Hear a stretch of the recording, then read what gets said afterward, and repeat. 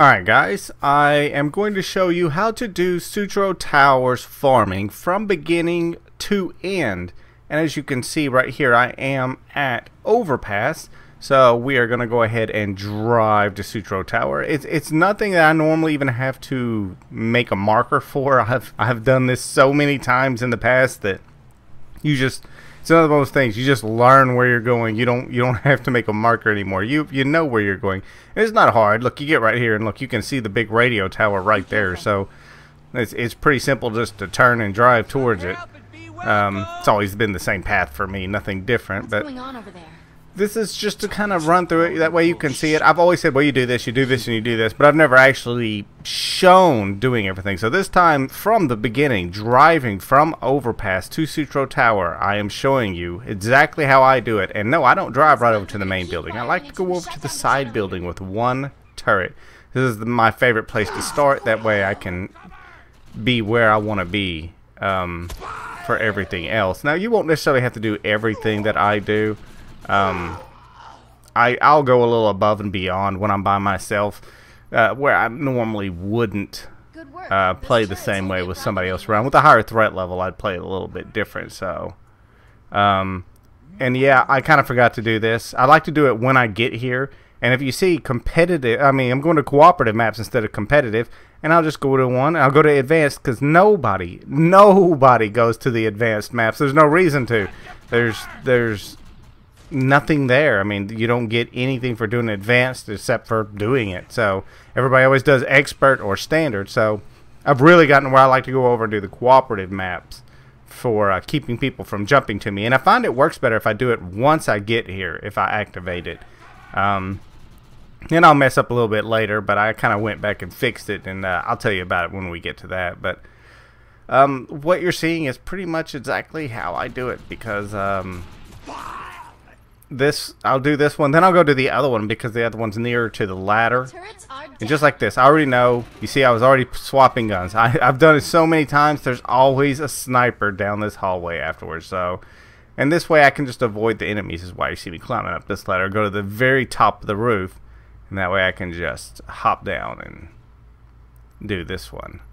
Normally I crouch because some of the other guys from somewhere else will shoot me, and it's frustrating. So crouching, normally you'll stay crouched, but see, now I can go right up the ladder, boom, here's all the enemies. I'm going to be a little confused at this one, but because of the sniper. I'm looking for him. Where is he? Where is he? I never even realized I'd killed him. I don't see how I killed him, but he disappeared, and it drove me crazy. I was looking for this sniper. See, I'm still spraying, trying to figure out where he's at, and I'm like, oh well, you know what? If he'll shoot me right now if I didn't get him. So apparently I got him. I didn't get it. Now, you can handle this a lot of different ways. I used to think you had to kill enemies, and it may be that you have to kill a specific amount of enemies, but it really feels like there's a certain amount of time before you can progress with starting the turrets back up. But if you can handle the threat level that you're at, then it's really easy to just run around and kill stuff and get more loot drops while you're just waiting for it to happen. But if this was threat level 10, I normally just sit up on the roof and I shoot enemies from up there because it's a lot easier and I don't have to worry about it, because dark matter can overwhelm you very quickly. Even at a threat level that you can handle, they'll lay into you, and I've had it happen to me. I think I had it happen to me doing this even a little bit later. Normally at the end, there's when you set the last turret, when you're quitting and you're just wanting to get your keys or whatever, I'll just sit on the roof and wait for the 5 minutes to expire and then hop down and kill everything. But I don't know, for some reason I just felt like killing today, and I continued on after that. But you'll see that when we get to that. But this felt a little bit long. Killed a lot of enemies. Normally it felt like I could have cleared out the room or this building and you're good to go, but this time it just wasn't like that. It seemed like it was stretched out. It's like, really, so I want you to be fast and you're gonna be slow? Yeah, and these guys hide. I had thought this was the problem. I'll go kill these guys that are hiding back on this side. You notice that sometimes it seems like things drop instantly, and right there is a perfect headshot, and nothing. It's like it didn't even bother him. I'm like, really? Sometimes it feels like, look, that guy went down so easy.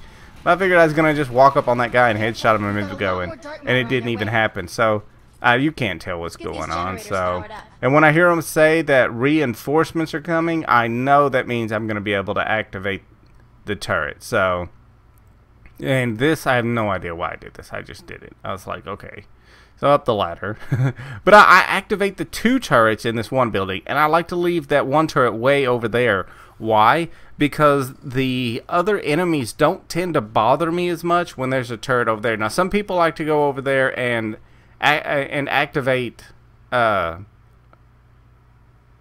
whatever. People like to go over there and leave that one off. But to me, it seems like when I leave that one off over there, they stay over there for some reason. So that's just kind of been my luck. And now I'm going to swap over to an explosive weapon. That'll make it so much easier to handle everything. So, and I want to show you this. Instead of using a big boomer or something, you know, cluster drop, I'm going to just use basically a grenade launcher. Just so you can see that these guys die pretty easily. So, you don't really have to have a big boomer to do this. It can just make your life simple. And now the hard part is just to go around and try to find everybody who spawns in that point. The point that I'm going to farm. Now, I try to keep my eye out to see if, after I've killed these off, if I see a big red dot appear over there. You'll see me. I'm looking. Looking. That's what you do. But that's one thing there. You get used to the boomer. Boomer has a larger distance than a grenade launcher does. But I'll keep an eye out. I'll kill some enemies, and I'll peek and make sure that there's going to spawn. And if I don't feel like it's spawning fast enough, then you got to go over and kill more. Normally, the first one is the hardest one to set up because there's so many red dots on the screen.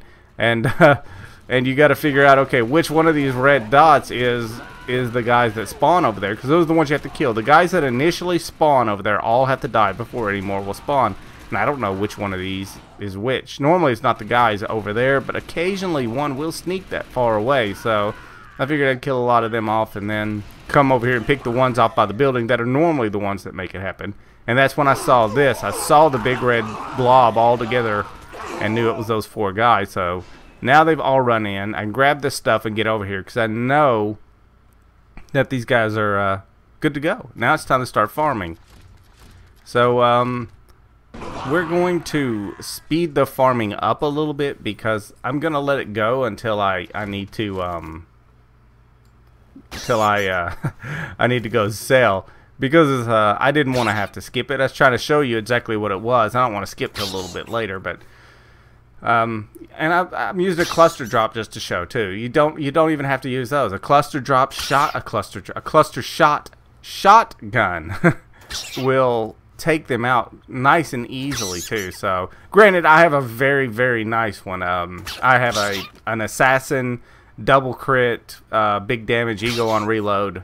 So it's a really nice cluster shot. So but you don't have to do much. This is what I used to do back in the day. I sit there in here. I was trying to show you the stats, but I forwarded it up. I sped it all up. So it's sorry about that.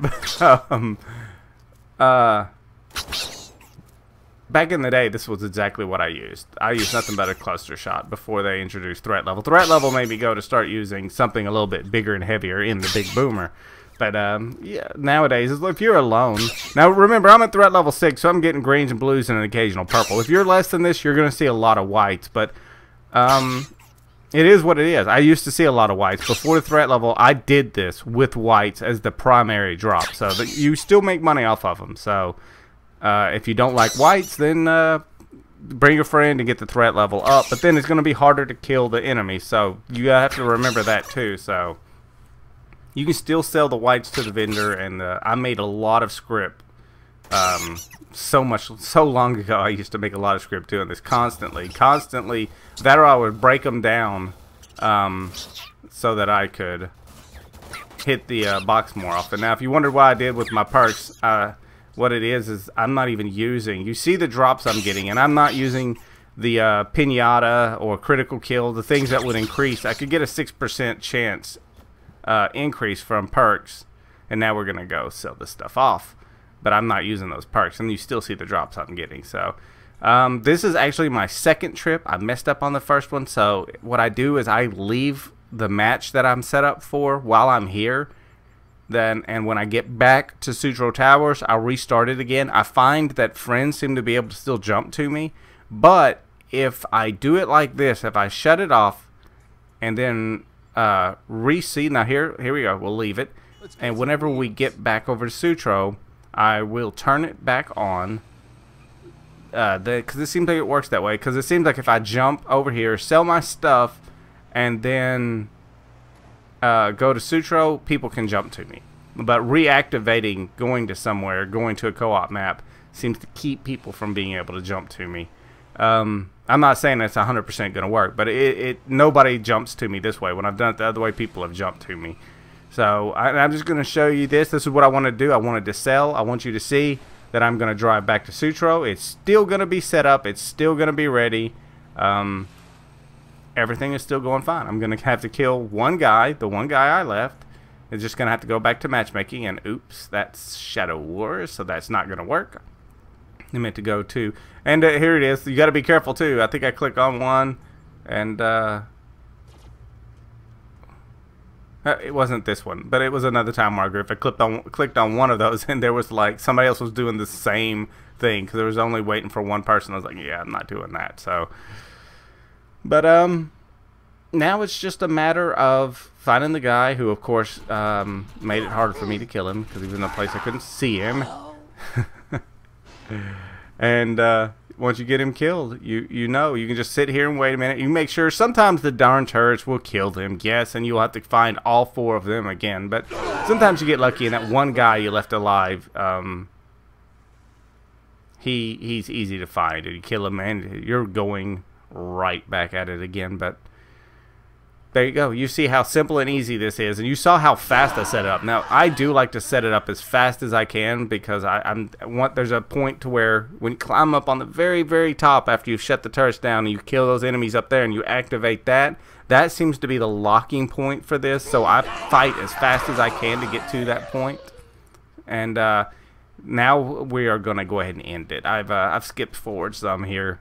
And I just wanted to show you, just because I've got 100,000 score, and I wanted to show you this is about what you can expect when you finish it, what kind of keys you're gonna get, and Arc Forge and the like. So we'll go ahead. We're activating the very last turret, which will set a 5-minute timer. And this is where I was saying I'll normally hop up on the roof of the other building. The way enemies just leave me alone, and then I'll hop down after that and kill everybody. But I was like, yeah, I'm just gonna kill, because I really don't farm anymore. I've done it way too much. Oh, the amount of time I've spent farming, I just can't. I can't do it anymore. I mean, if you did as much as me, you'd understand. We used to spend days and days and days and days here. So. And yeah, at times you got to stop and do this too. You see me, I got to stop. I'm breaking down some weapons because I'm like, you know what? I want to pick up this loot I'm getting, so we're gonna break up some of these weapons. Now, some people will still do that, but it costs too much for keys to me. I'd rather have the script than the arc salvage, so that I could get keys. So I don't break down. I just sell to the machine. Script comes in more handy to me than Arc Salvage does. Arc Salvage is ridiculously expensive now, so to buy keys with, and for somebody my ego, there really isn't much else to do with your Arc Salvage other than turn it into keys. So they kind of ruined that a little bit for us, but we just speed it through, leaving it all here, all 5 minutes, and now we'll shut it down, as we will have to go through a clean house with all the enemies, and be disappointed in the payout. Now, I mean, if you were really hardcore into doing it, you could stick around a lot longer, and you would make more keys, but not like you used to, since they did the key nerf and score nerf and all of that good stuff. So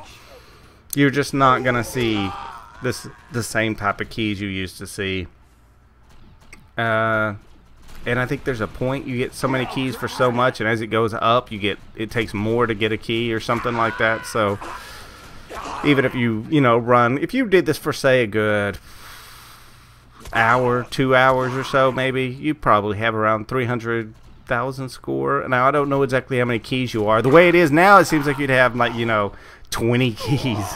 I'm not saying that's what you'd have, but that sure is how it feels, because that nerf was super bad. And I'm gonna cut out another piece once I filled up again. I had to stop and sell off, so I'm just gonna completely blank that out again. Yeah, see, it was real quick. That way you don't have to sit there and watch me just scrap things so that I can put more into my inventory. And we are getting really close here, because I've killed off this one side. I like to go over there. That's the heavy side. This is the lighter side normally. So I like to clean off the heavy side and then come over here to the lighter side. And see, look, this is what I'm saying. You saw how intent they were on the turrets. That's one of the reasons why I leave this one turret, because it seems like when it's off, they just hang out of sight. So that's why I like to leave this one like this. And this is really going to be messed up. I'm going to normally have to kill every enemy. Yep. There's still an enemy left. He's going to be shooting at me. But there you go. I got 13 keys and 9 arc forged. So I don't know. Maybe you could get 30 plus keys or so if you stuck around here long enough. But I'm going to kill this guy, and I am out of here. So I will catch you guys later.